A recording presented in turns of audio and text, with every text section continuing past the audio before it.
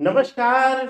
जय शनिदेव महाराज, हर हर महादेव, शिव शंभो। आप सभी का स्वागत है एस्ट्रो लाइव के इस दिव्य मंच पर। इस वीडियो में हम बात करेंगे शनिदेव के महागोचर का। 2025 में यूं तो वह ग्रह भी जो 20 दिन, 22 दिन, 40 दिन एक राशि में बिताते हैं, वह भी 2-2, 3-3 महीने एक राशि में भ्रमण कर रहे हैं, संचरण कर रहे हैं। इस बीच एक सबसे बड़ा महागोचर होने वाला है। देखिए, सबसे धीमी रफ्तार से चलते हुए शनिदेव सबसे ज्यादा हमारे जीवन में प्रभावित करते हैं, हमारे हर एक लाइफ इवेंट्स को, हर एक घटना दुर्घटना। शनिदेव का गोचर इस बार कुंभ राशि से निकल करके जल तत्व की राशि यानी कि मीन राशि में हो रहा है। मीन राशि में गोचर होने से क्या प्रभाव मेष राशि के जातकों के लिए पड़ेगा, किन किन भावों को प्रभावित कर रहे हैं और किन किन स्थान पर इनका प्रभाव आ रहा है, इन सभी बातों पर विशेष रूप से चर्चा होगी। जानेंगे एक छोटा सा चमत्कारी उपाय आपके लिए कैसा होगा, आपके जीवन के लिए, आपके जीवन से शनिदेव की पीड़ा को दूर करने के लिए। 29 मार्च को रात्रि लगभग 11:01 में यह गोचर हो जाएगा कुंभ से निकल करके गुरु की राशि मीन राशि। अब वह लोग जो अब तक कहते थे कि मीन राशि को नहीं प्रभावित करते हैं, यह गलत कह रहे थे। अब बताता हूं मैं कि मीन राशि में शनि के आने से क्या प्रभाव।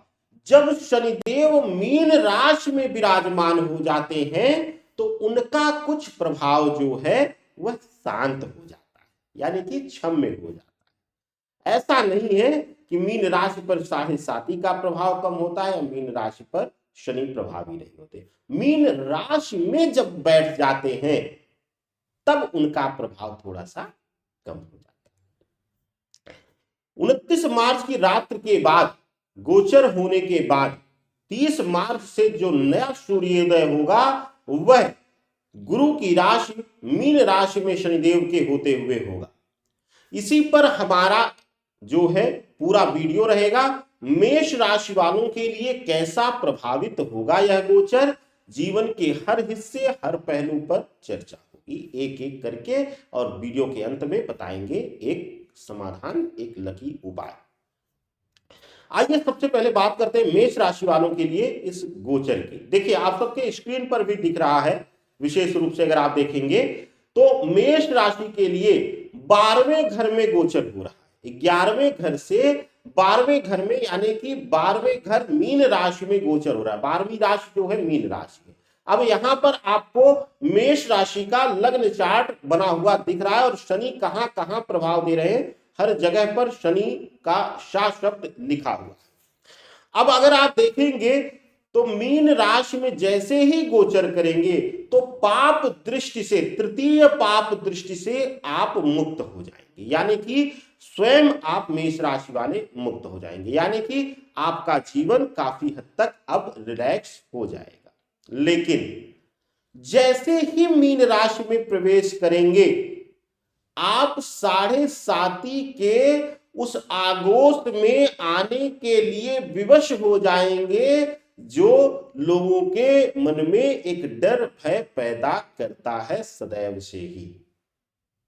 अब 7.5 के प्रभाव में आना, लेकिन शनि की पाप दृष्टि से मुक्ति मिलना। कहते हैं कि शनिदेव की जो दृष्टि होती है वह सबसे खतरनाक होती है, खास करके तृतीय पाप दृष्टि, तिरछी निगाह जो उनकी टेढ़ी दृष्टि है, वह तृतीय भाव पर जब पड़ती है, जो तृतीय दृष्टि होती है वह बहुत ज्यादा खतरनाक होती है। तो अब तृतीय पाप दृष्टि से मुक्ति, आपके द्वितीय भाव पर यानी कि वृषभ राशि पर तृतीय पाप दृष्टि पड़ेगी, कुटुंब भाव पर, और इसके साथ ही आप देखेंगे तो षष्ठम भाव पर भी दृष्टि दे रहे हैं, विशेष रूप से शनिदेव अपनी सप्तम दृष्टि जो है। और अगर आप देखेंगे जो है विशेष रूप से अगर यहां पर देखा जाएगा तो दसम दृष्टि जो है शनिदेव की, जो 10वीं दृष्टि है वह आपके भाग्य स्थान यानी गुरु के घर पर पड़ रही है,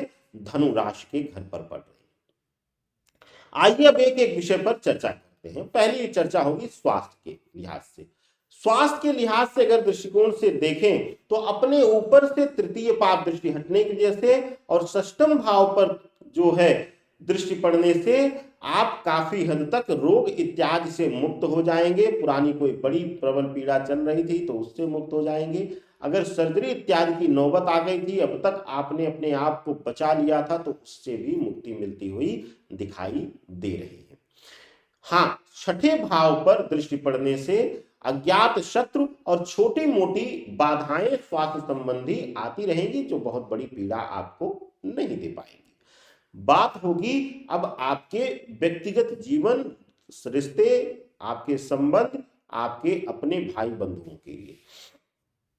शनिदेव का गोचर मेष राशि के जातकों के लिए खास करके देखेंगे तो कुटुंब भाव पर पड़ रहा है ये पाप दृष्टि, और जो है दसम दृष्टि जो है भाग्य स्थान पर पड़ रही है। अगर द्वितीय भाव पर दृष्टि को देखेंगे, पाप दृष्टि को शुक्र के घर पर, वहां पर गुरु भी विराजमान है। गुरु के रहने से थोड़ी सी क्षमता मिल रही है, लेकिन भाई बहनों के साथ वाद विवाद को जन्म देना, भाई बहनों से मतभेद कराना, किसी पुरानी संपत्ति को लेके मतभेद, विरोध और कानूनी अड़चनों में फंसना, इस तरीके का संकेत दिला रहे हैं शनिदेव अपनी दृष्टि से। अगर आप लव लाइफ में देखेंगे, प्रेम संबंध में देखेंगे, वैवाहिक संबंध में देखेंगे, तो वैवाहिक संबंध, प्रेम संबंधों के लिए यह गोचर शनिदेव का मीन राशि में अत्यंत शुभकारी रहने वाला है। जो लोग प्रेम संबंधों में थे, प्रेम संबंधों में बंधे हुए थे, वह अपने रिश्ते को नाम लेना चाह रहे थे, लव मैरिज करना चाह रहे थे, अड़चने आ रही थी, अपने विरोध कर रहे थे, तो अपने शांत हो गए, अपनों का साथ मिलेगा, वैवाहिक बंधन में जुड़ने का मौका आपको मिल जाएगा। यहां पर एक बहुत जरूरी प्रश्न आता है कि तृतीय दृष्टि से जो द्वितीय भाव आपका प्रभावित हो रहा है, द्वितीय भाव से अगर देखा जाएगा तो शनिदेव जो हैं, अगर पारिवारिक कुटुंब भाव से अगर देखेंगे तो आपके पंचम यानी द्वितीय से पंचम पर भी दृष्टि शनिदेव की है। अगर देखेंगे आप लोग द्वितीय भाव से देखेंगे तो आपके पंचम भाव पर भी दृष्टि है। तो ऐसी अवस्था में कुटुंब भाव में संतान से संबंधित कोई पीड़ा मिलना इत्यादि उसका भी संकेत दिला रहे। बात होगी अब आपके प्रोफेशनल जीवन, आपके व्यवसाय, आपके नौकरी पेशा इत्यादि के लिए। 10वीं दृष्टि जो है वह भाग्य स्थान पर गुरु के घर धनु राशि पर पड़ने से आप देखेंगे कि आपके जीवन में व्यापार हो या नौकरी हो, उससे संबंधित जो है अब लाभ मिलना शुरू हो जाएगा। नौकरी में पदोन्नति, प्रभार बढ़ना, पद बढ़ना, व्यापार में लाभ बढ़ना, आकस्मिक लाभ की प्राप्ति, और साथ ही साथ जिस भी कार्य में आप हाथ डालेंगे उसमें सफलता मिल जाएगी।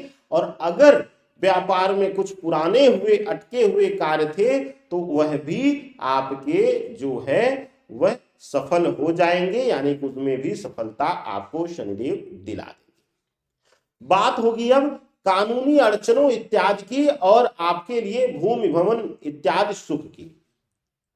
कानूनी अड़चनों में अगर कोई पुराना विवाद चल रहा है तो उसमें आपको सक्सेस देंगे, आपके नाम पर विजयश्री आएंगी।